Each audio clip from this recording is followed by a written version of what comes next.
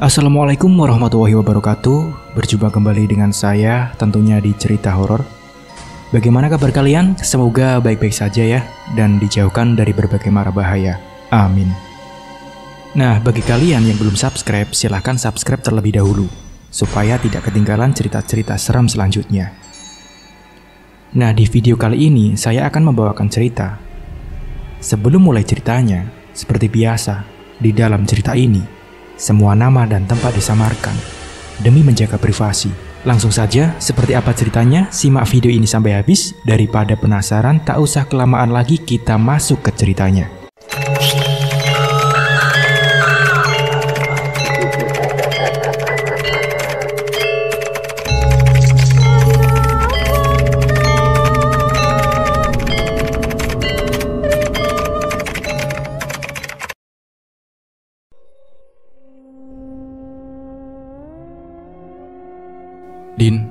Din, bangun Din, bangun.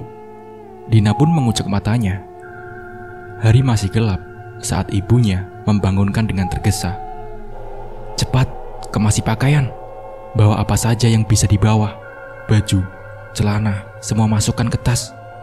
Ibu tunggu di depan. Halo, gimana keadaan kakung?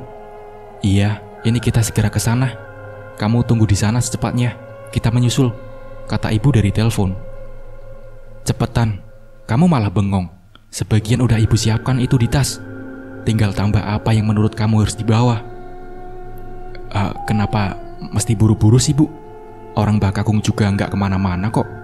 Orang lagi sakit, kata Dina kesal. Apa kamu nggak tahu yang namanya Ngroko Sukmo? Kata ibu dingin. Brak!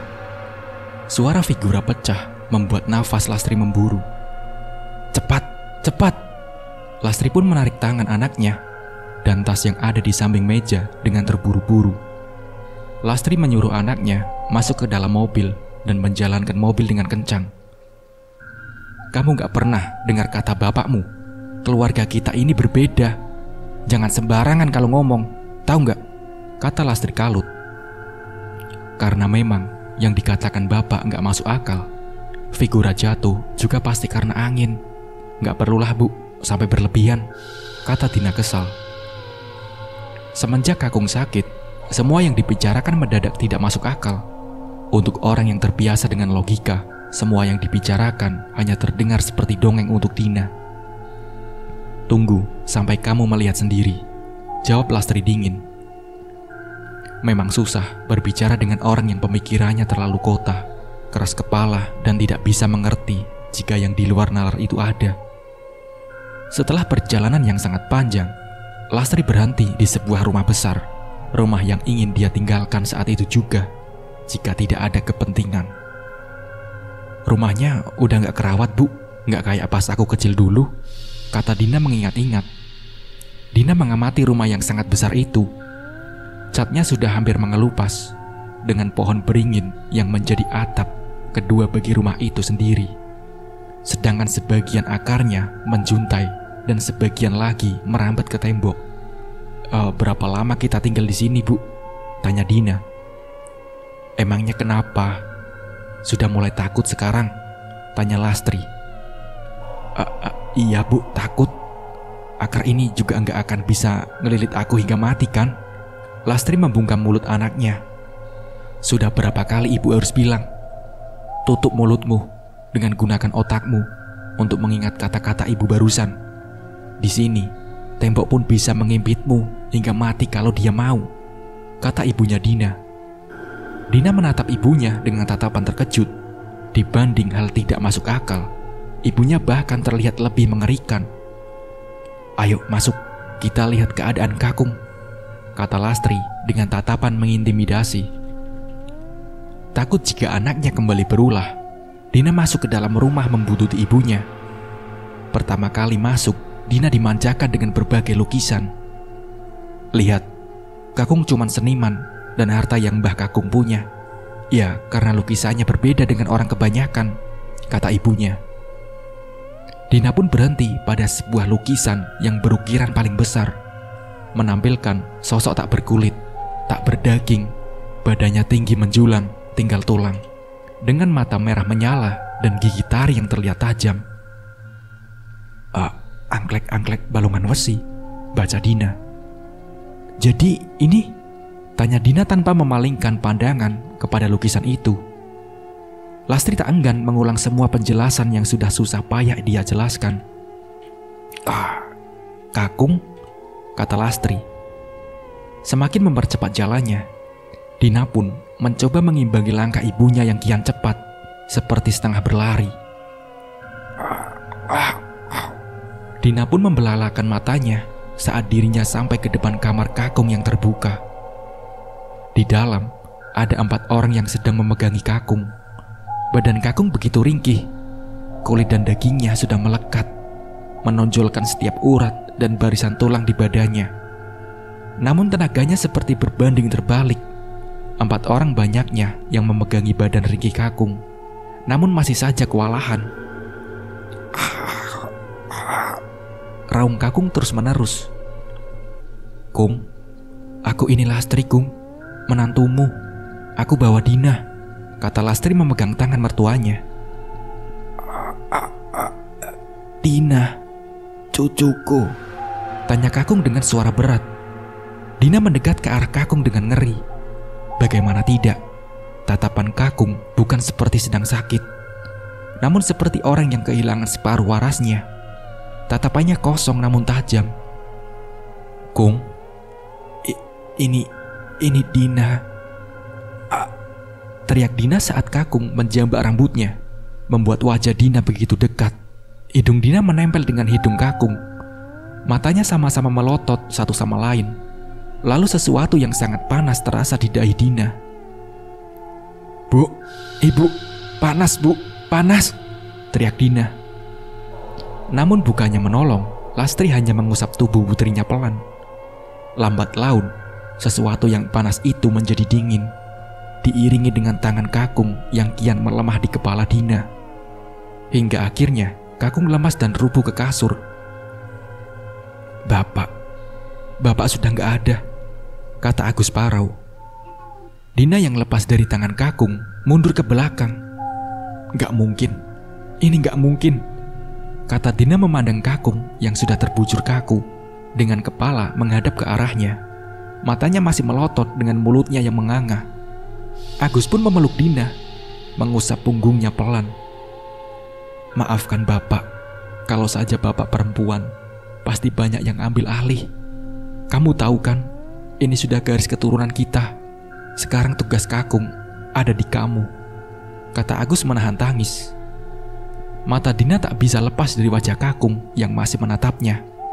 Kepalanya kosong, tak punya daya untuk menyangka logikanya. Pak Dadang, tolong panggil warga. Pak Rusdi, tolong siapkan pemandian. Dan Bok, bantuin saya siapkan perlengkapan, kata Lastri dingin. Semua menjalankan tugasnya masing-masing. Tak ada yang membantah. Semua melakukan apa yang diperintahkan dalam keadaan hening. Apa benar semua yang dibilang bapak? Yang aku rasakan tadi, apa itu tandanya? Tanya Dina. Apa otakmu baru bisa jalan? Sudah dari dulu, bapak menyuruhmu mempersiapkan diri, sedangkan kamu hanya bergumul dengan logika. Saat nalurimu dominan, kamu kebingungan. Sekarang, dia sudah menjadi satu daging denganmu. Mau tidak mau, kamu harus menerimanya, kata Lastri tajam. Dina pun diam, tak tahu cara menyikapi keadaan. Kenyataan menamparnya bolak-balik, namun baru kali ini terasa sakitnya.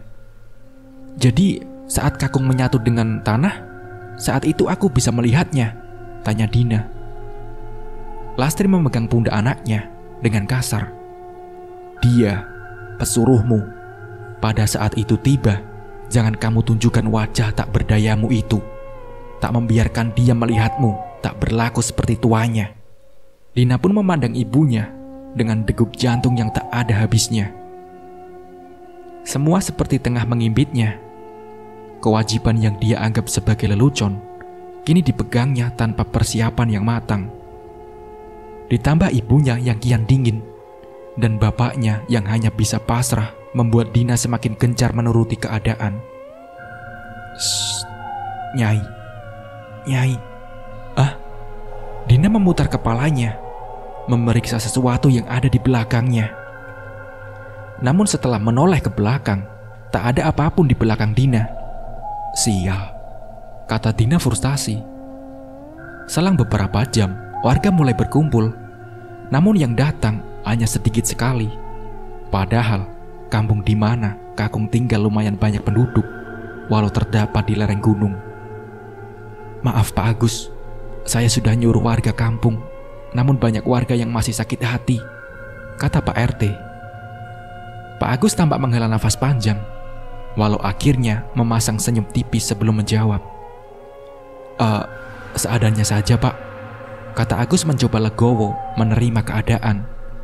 Dan Pak RT mengangguk paham. Dikerahkannya warga yang tidak lebih dari 20 orang itu. 12 laki-laki memasang tenda dan menadah air, sedang sisanya yang perempuan ke dapur memasak untuk acara doa. Din, kamu bantuin mandiin Mbah ya, kita kekurangan orang, kata Lastri memegang daun telingu, daun kelor, dan bunga 7 rupa. Apa aku bisa menolak? Tanya Dina bergegas ke belakang. Dina membuntuti ibunya. Di sana hanya ada Dina, Lastri, dan Embok. Bu, matanya Mbah Kakung masih kebuka Bu, kata Dina ngeri. Yang begini saja kamu ngeri, belum saja kamu melihat dia nanti, kata Lastri menutup mata Kakung menggunakan kain. Dengan telaten, Lastri mengusap tubuh Mbah Kakung menggunakan sabun. Setelah disiram menggunakan air dan daun telingu dan bunga 7 rupa. Setelah dirasa bersih, diambilnya daun kelor dan dipukul ke sekujur tubuh Mbah Kakung pelan. Kamu lihat itu, lihat, suruh Lastri menunjuk bawah lengan Mbah. Apa itu Bu? Itu jarum Bu, pekik Dina kaget. Itu susuk Cak Ayu, kata Mbok halus. Diambilnya jarum-jarum itu dari balik tubuh Mbah. Kamu yang simpan semua nanti di tubuhmu, kata Lastri. Ibu bilang cuma 1, kata Dina membelalakan matanya. Dia adalah yang paling dominan. Cetek sekali pikiranmu, mengira dia cuma satu-satunya. Yang dominan pasti punya buntut, kata Lastri tajam. Dina juga menatap ibunya tajam. Baru kali ini Dina merasa sangat marah karena merasa dipermainkan. Sudah Cak Ayu, cepat keringkan badan Mbah Kakung, kata Mbok sembari mengelus punggung Dina. Selesai memandikan, Dina pergi ke dapur untuk meminum air. Diserahkannya, sisanya pada Mbok dan ibu. Kamu lihat tadi anaknya yang dari kota. Kabarnya, dia yang mengambil alih semuanya. Iya, kalau kuat akan sangat bagus. Tapi kalau sampai gak kuat, bisa gila dia.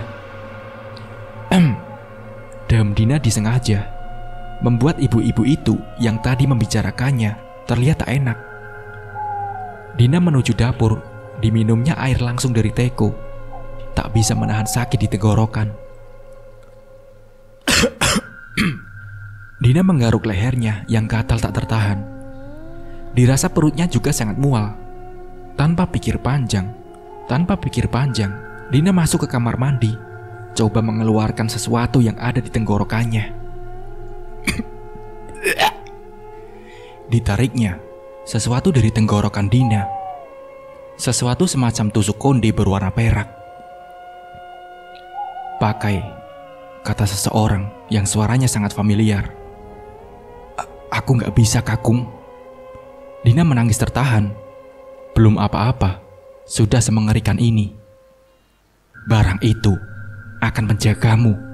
Kalau kamu tidak jagain, akan banyak yang mencelakaimu. Dina menjambak rambutnya. Suara Kakung begitu nyata, tepat di telinganya.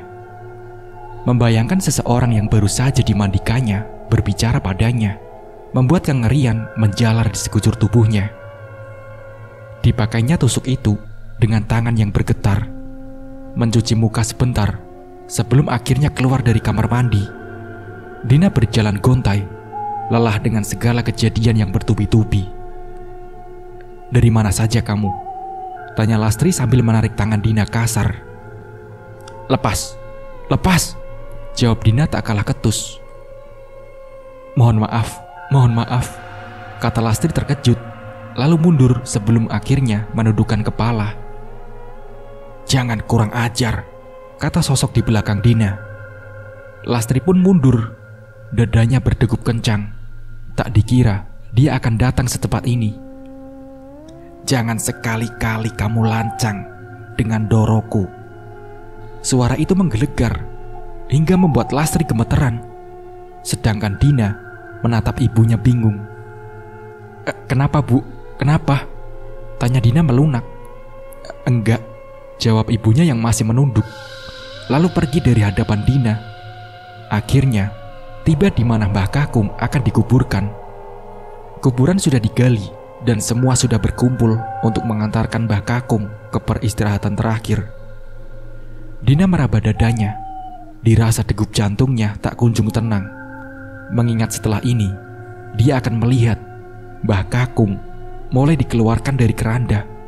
Orang-orang pun dengan sigap memasukkan Mbah Kakung dengan hati-hati. Setelah selesai, mulailah orang-orang memasukkan gundukan tanah merah. Hingga pada gundukan terakhir, astaga, teriak Dina hingga jatuh ke tanah. Dilihatnya kuburan Mbah Kakung penuh dengan ular. Tak hanya satu, namun ratusan. Bukan lagi sekelebat bayangan hitam yang tak bisa dideskripsikan bentuknya. Melihat keadaan anaknya, Agus dengan sigap menutup mata anaknya. Jangan takut ada bapak, kata Agus membawa anaknya menyingkir dari kuburan Kakung. Aku gak bisa pak, kata Dina tertahan. Dina enggan membuka matanya. Membayangkan apa yang terjadi sama Kakung bakal terjadi sama aku. Aku gak bisa pak, kata Dina lirih. Bapak sudah ngasih tahu kamu kan, konsekuensinya itu bukan hanya untuk sekarang, namun sampai kamu mati, kata bapaknya. Kenapa aku sih pak? Tanya Dina kesal. Karena setelah laki-laki yang bisa menerima mandat itu adalah perempuan. Karena bapak bukan perempuan, jadi kamu yang dapat mandat, kata bapak sedih. Jadi nanti setelah itu aku, anakku yang laki-laki tidak bisa menerima mandat. Benar, kata bapak pelan. Biasakan melihat mereka. Kamu tuanya, jangan membuat mereka kebingungan karena ketakutanmu, kata bapak. Dina pun mengangguk walau sangat ngeri. Tak lebih mengerikan daripada konsekuensi yang akan Dina terima jika menolak. Dina membuka matanya. Walau sedikit mengerikan, namun selama orang yang dia sayang berada di dekatnya tak masalah. Dilihatnya kembali ular-ular itu. Di siang hari saja sudah mengerikan, bagaimana nanti malam? Tanya Dina dalam hati. Namun fokus Dina teralih melihat sosok perempuan di balik pohon kamboja. Dilihatnya perempuan itu menatapnya dengan tajam dengan pakaian serba hitam. Ular-ular yang tadinya berkeliaran dan menempel pada dahan pohon mendadak jatuh, berjajar di hadapan Dina. Pandangan ular itu mengarah pada sosok perempuan, lalu mendesis kencang. Sekelebat bayangan hitam pun berhenti, ikut memandang ke arah yang sama, sampai bayangan sosok besar itu menutupi Dina. Ular dan sekelebat sosok hitam membuat Dina sesak karena takut. Jika bayangannya sebesar ini, lalu bagaimana wujudnya? Tanya Dina dalam hati. Geram sosok itu menggelegar, membuat perempuan di balik pohon kamboja itu membelalakan matanya dan pergi dari balik pohon itu. Dina yang tak kalah kaget pun menyeringkuk, memegangi telinganya, membuat pandangan orang itu tertuju padanya. Nyai, Nyai, tanya suara besar di belakangnya. Aku gak apa-apa kan? Kata Dina dibuat tegas. Kembali menopang badannya yang sempat rubuh, menyeringguk menahan takut. Aku mau pulang, kata Dina pada Agus dengan tatapan memelas. Badannya lelah. Sebelum doa, dia ingin istirahat sebentar. Tapi di rumah akan lebih parah dari ini, kata Agus mengingatkan kepada Dina. Jika masih memiliki banyak tenaga, ingin sekali Dina berteriak sekencang-kencangnya, meratapi nasib sial yang menimpa dirinya. Namun karena sudah sangat lelah, Dina memilih tidak mendapat segala kemungkinan yang akan terjadi. Ya sudah, ayo kita pulang, kata Agus membantu anaknya berjalan. Dina dan Agus berjalan dalam hening. Namun saat hampir mendekati arah rumah, terlihat sosok perempuan berbaju serba hitam tadi sedang cekcok dengan Lastri. Agus pergi terlebih dahulu, mencoba untuk melerai keduanya. Namun alangkah terkejutnya, perempuan tadi saat bertemu dengan tatapannya Dina. Belum saja Dina menanyakan sesuatu, perempuan itu sudah buru-buru pergi dengan membawa wajahnya yang menampakkan ketakutan yang amat sangat. Namun diabaikannya perempuan tadi. Dina memilih masuk tanpa memperhatikan sekitar dan langsung tertidur ditemani Mbok. Dina sengaja menyuruh Mbok tetap berada di sebelahnya, agar jika membutuhkan sesuatu, Dina tidak perlu mencari orang untuk memenuhi kebutuhannya. Dalam tidur, sayup-sayup, Dina mendengar suara gamelan, diiringi dengan tawa yang menggelegar. Diikutinya suara itu hingga ke suatu ruangan yang penuh dengan wanita-wanita cantik.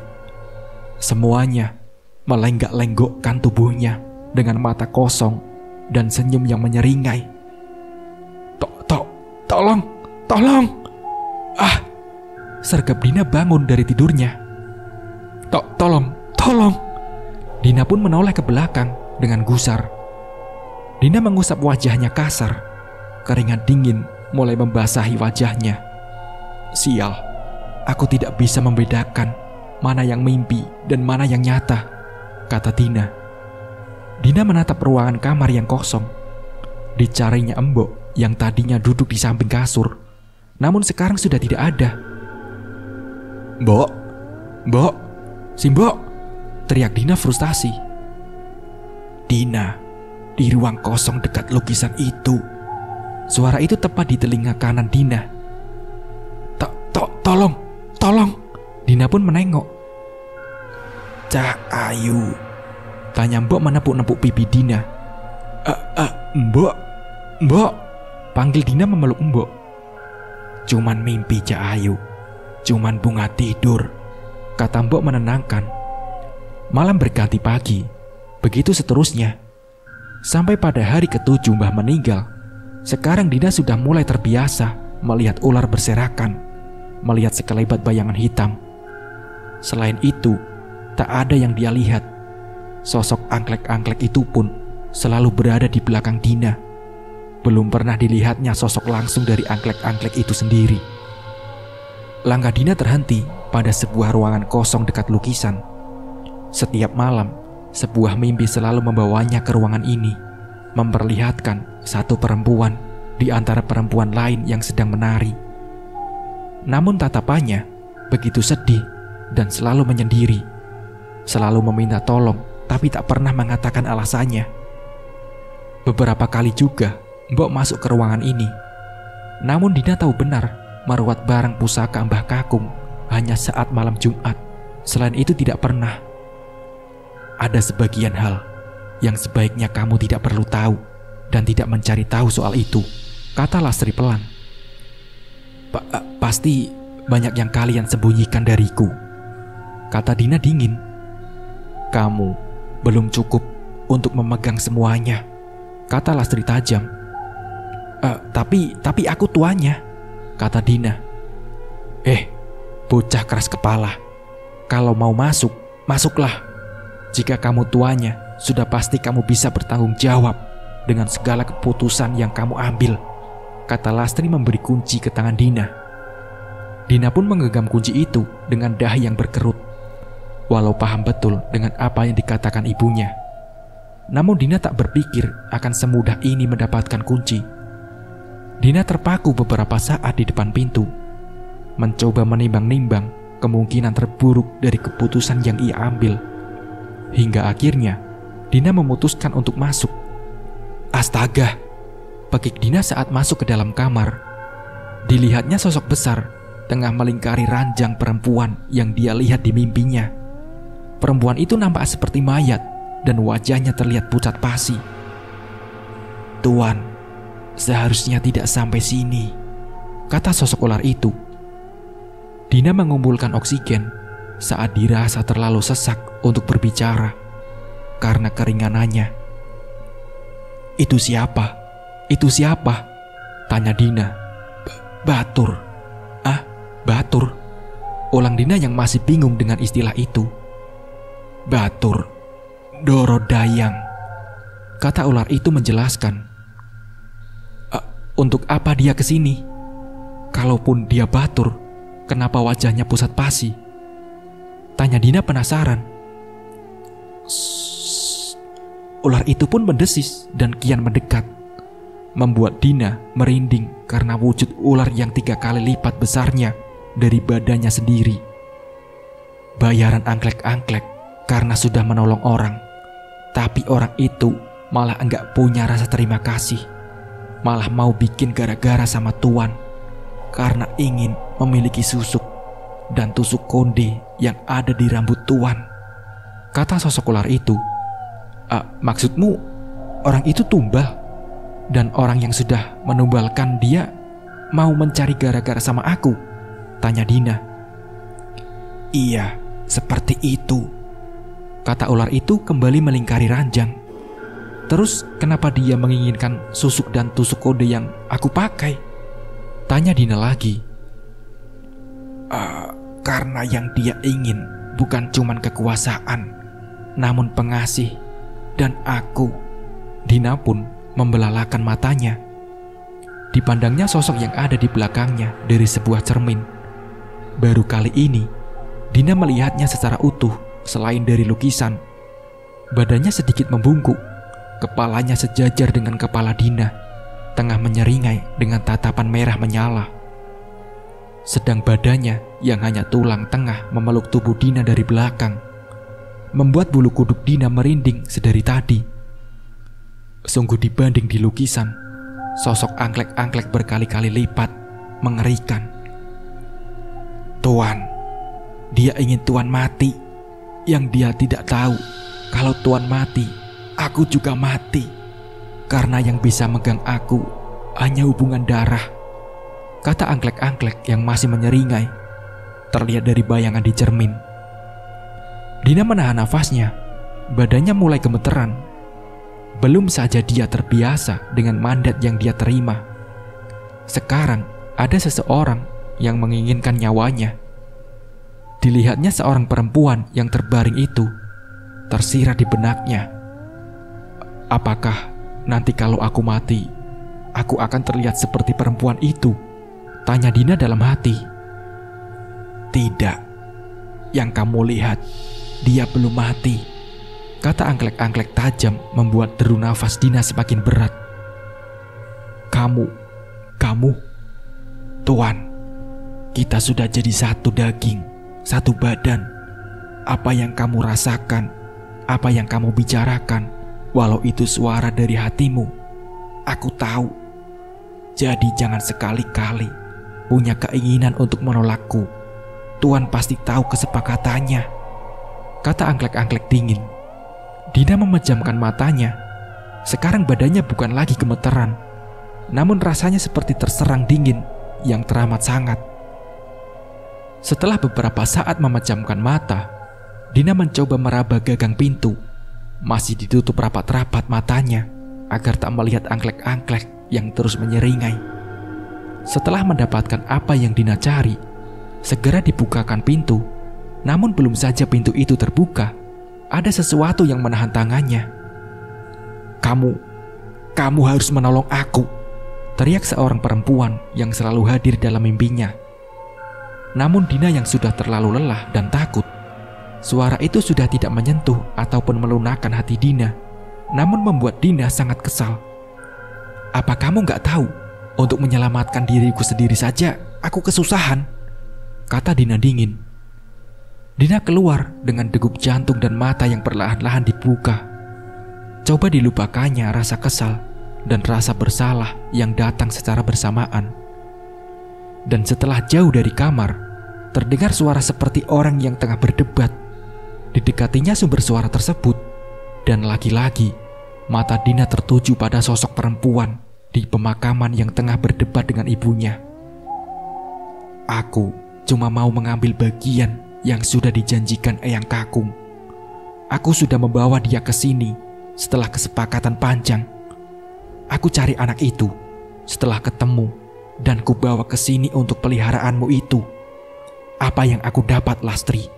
Bahkan 2 anak yang ikut bersamanya pun, yang satu mati dan yang satu lagi bisu.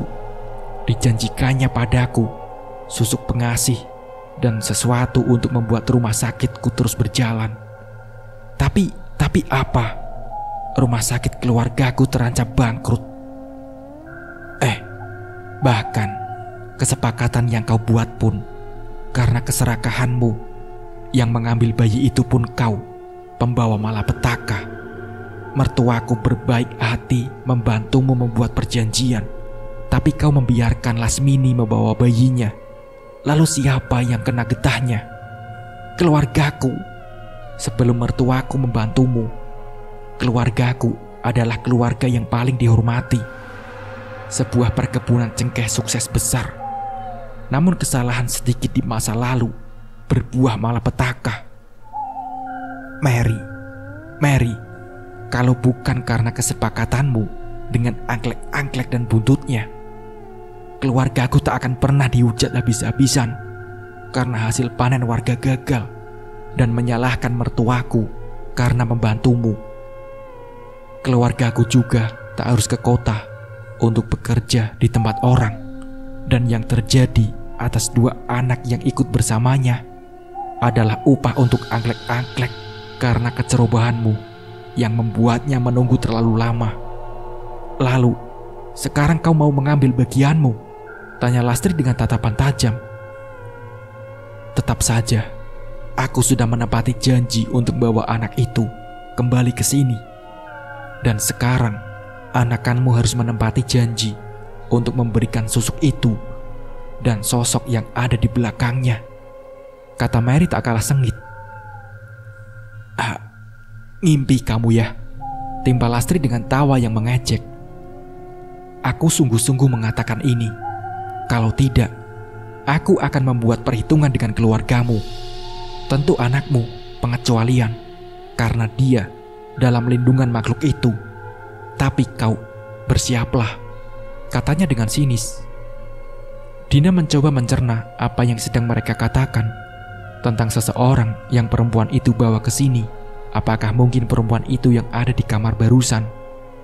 Namun belum juga terjawab segala pertanyaan di benak Dina. Perempuan itu pergi setelah menggertak ibunya. Sore beranjak malam saat suara rintihan dari kamar orang tua Dina terdengar sangat keras.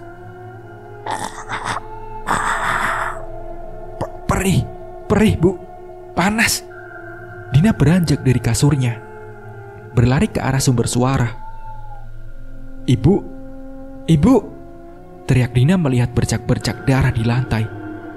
Darah itu keluar dari kulit yang terus digaruk ibunya.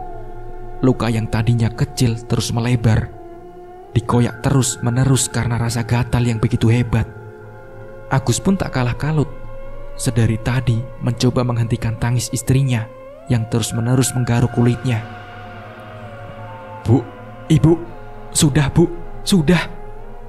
Bukan hanya tangan saja, namun tenggorokan dan wajah Lastri sudah koyak. Tulang kerongkongan terlihat dari balik darah yang terus mengucur. Perempuan sial, teriak Dina mengingat perempuan tadi. Pak, ini gimana pak? Tanya Dina melihat ibunya yang sudah sedemikian rupa. Apa nggak bisa makhluk-makhluk itu menangani ini? Tanya Dina sedikit menaruh harap pada sosok angklek-angklek dan buntutnya. Itu bukan bagiannya, kata Agus mencoba memegangi tangan Lastri.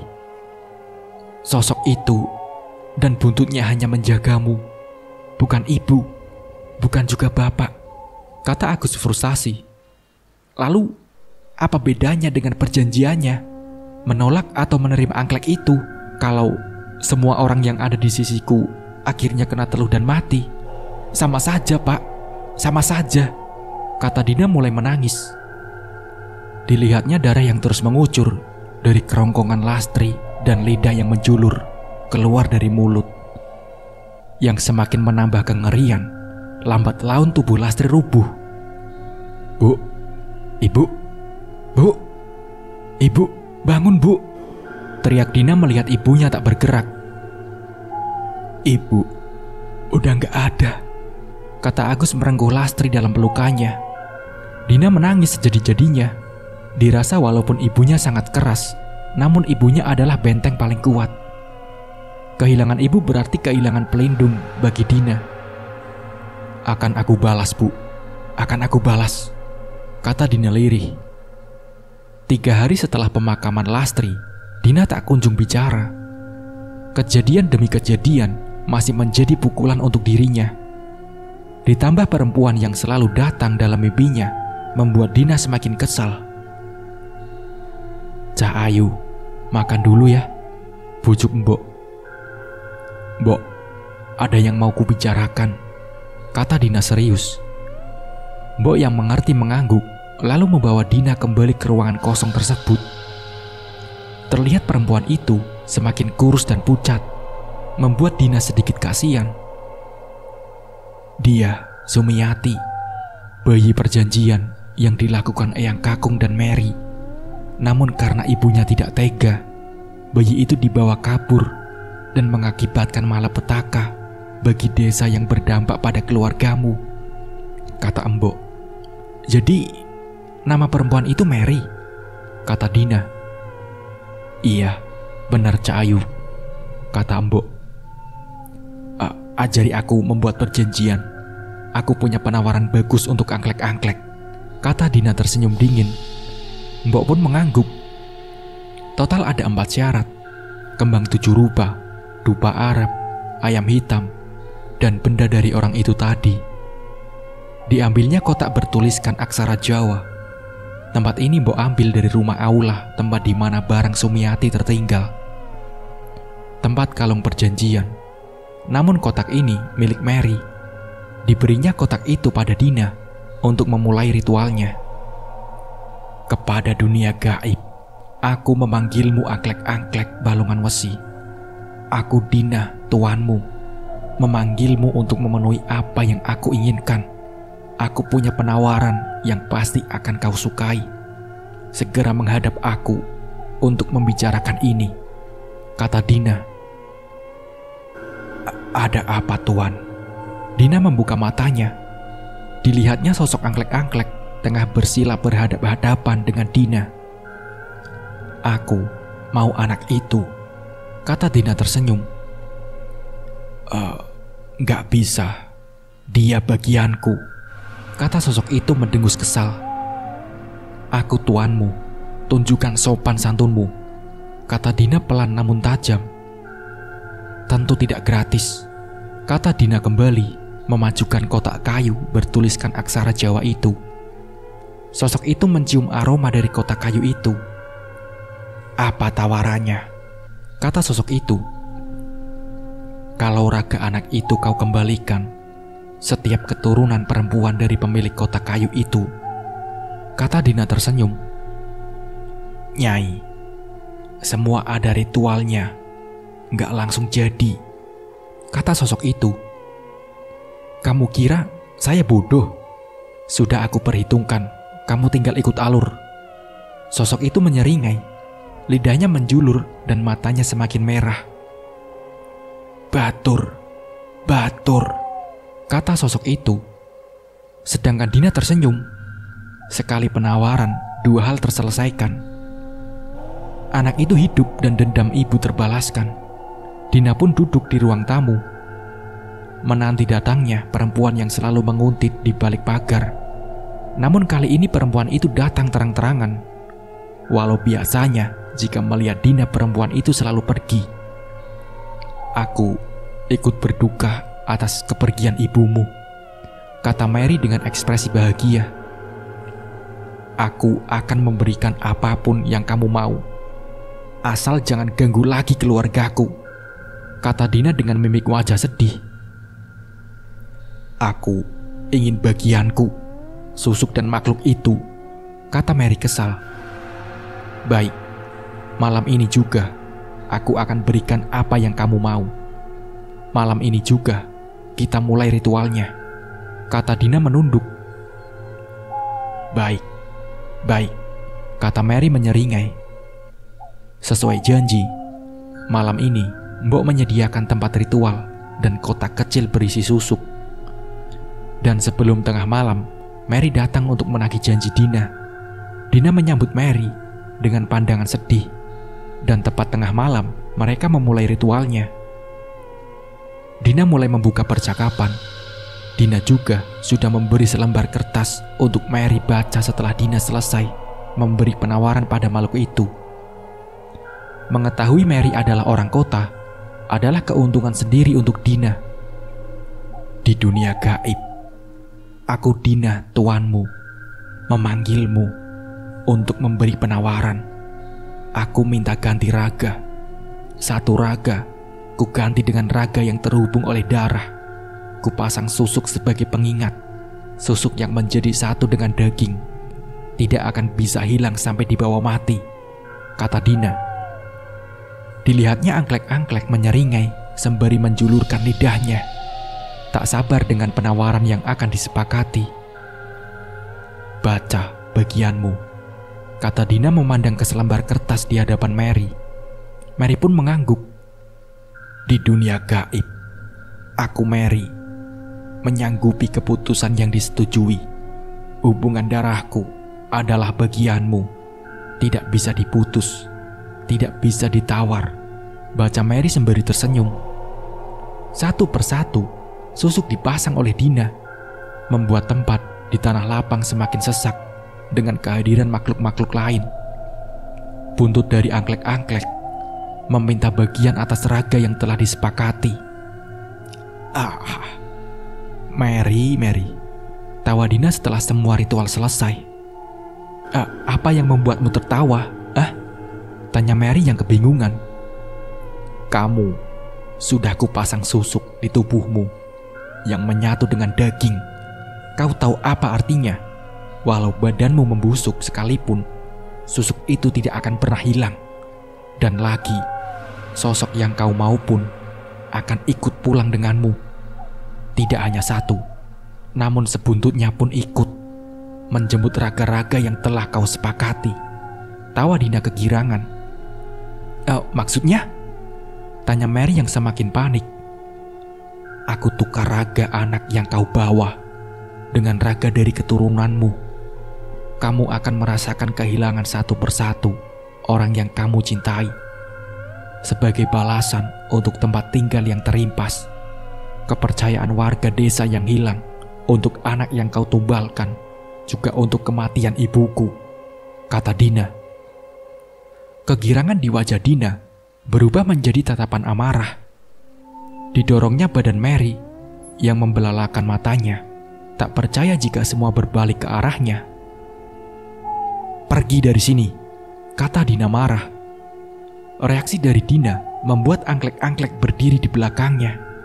Aura dari Dina pun membuat angklek-angklek semakin besar dan mengerikan. Geram angklek-angklek membuat Mary berlari sekuat tenaga. Apa yang kau tunggu? Ambil bagianmu, kata Dina. Perintah dari Dina membuat angklek-angklek mengejar Mary, diikuti oleh makhluk-makhluk lain yang tak ingin kehilangan bagiannya. Dina pun terduduk, badannya gemetar, tangisnya pecah, semua memori berkelebatan di kepalanya. Semua kekalutan tersalurkan juga dendam yang tuntas terbayar. Namun sekarang dia seorang diri. Andai dia mendengar ibunya dan menggunakan otaknya lebih cepat, mungkin ibunya masih di sini. Dina, makasih. Pelukan seseorang membuat Dina terenyak. Ditatapnya yang selalu hadir dalam mimpinya, ditemani Mbok dan juga Bapak. Aku Dina, kata perempuan yang menatapnya dengan senyum tipis. Sama, aku juga Dina, jawab Dina. Nah, seperti itulah ceritanya. Semoga dari cerita ini kita bisa mengambil hikmah dan pembelajarannya. Mungkin cukup sekian dari saya. Wassalamualaikum warahmatullahi wabarakatuh.